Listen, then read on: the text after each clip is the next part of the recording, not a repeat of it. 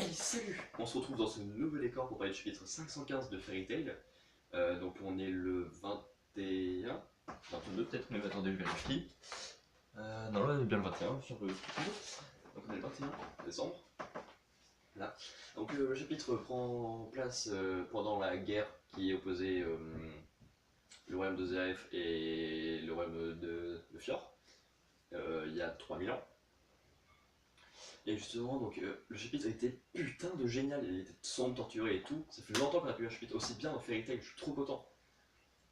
Du coup, ouais, il y a Aileen qui commence à se transformer un peu en dragon à la fin de la guerre, parce que, enfin, on sait pas trop qui a gagné en plus, parce que c'est Akanoja qui est arrivé qui a défoncé tout le monde, du coup c'est lui le vrai vainqueur, mais entre les deux peuples, on sait pas trop qui a gagné. Et du coup, en fait, le mari d'Aileen, qui était donc un mariage politique pour inventer le territoire, rejette Aileen parce il veut faire croire aux gens qu'il est normal, qu'il n'a pas fait d'humain, il n'a pas fait d'enfant avec une madame non humaine. Alors que ce sont juste son dragon, quoi, c'est pas être humain ça. Un petit peu. Mais là, du coup, elle dit ça pendant longtemps, elle se fait torturer et tout. Donc ça, c'est pas très cool comme vie, on va dire. Hein, bon. D'ailleurs, elle a pas eu dire qu'elle est enceinte, et lui demande comment c'est qu'elle est enceinte depuis plus de 2 ans. Tu mens. En fait, elle s'est enchantée pour arrêter sa grossesse. Voilà, du coup, ça fait plus de 2 ans qu'elle retient Erza en elle.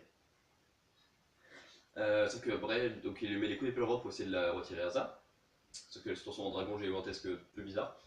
Et elle le tue. Puis après, elle se casse. Pendant 100 ans, je crois, elle cherche à se soigner. Elle finit par rencontrer des élèves qui lui enlèvent sa malédiction d'un coup, comme ça. Mais qui la change genre que sur l'apparence physique.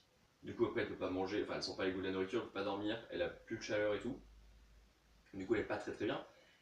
Et donc, elle fonde tous ses espoirs en Erza. Elle veut essayer de remettre toute sa personne en Erza afin d'avoir une seconde vie, tu vois. Elle pouvoir renaître de ses cendres, plus ou moins.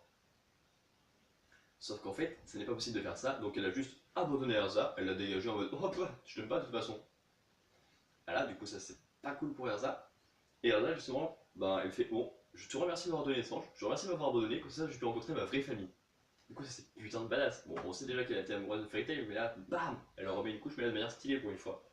Ensuite, elle se met du coup une armure, je crois, elle est nouvelle, où elle est d'une manière différente de d'habitude, afin d'essayer de défoncer sa tronche de sa mère. Le chapitre de la prochaine fois s'appelle La vérité de l'enchantement. Donc peut-être, genre qui expliquerait que comme elle a bloqué la naissance d'Erza pendant 2 ans, elle peut avoir un certain pouvoir sur elle. Ou alors c'est par rapport à l'enchantement qu'il a fait redevenir en apparence humaine. Du coup ça paraîtrait genre qu'elle se transforme en dragon, qu'elle fasse un truc par rapport au dragon. Ou alors c'est l'héritage qu'Erza aurait reçu de sa mère. Je sais pas trop, on verra bien la prochaine fois. Salut!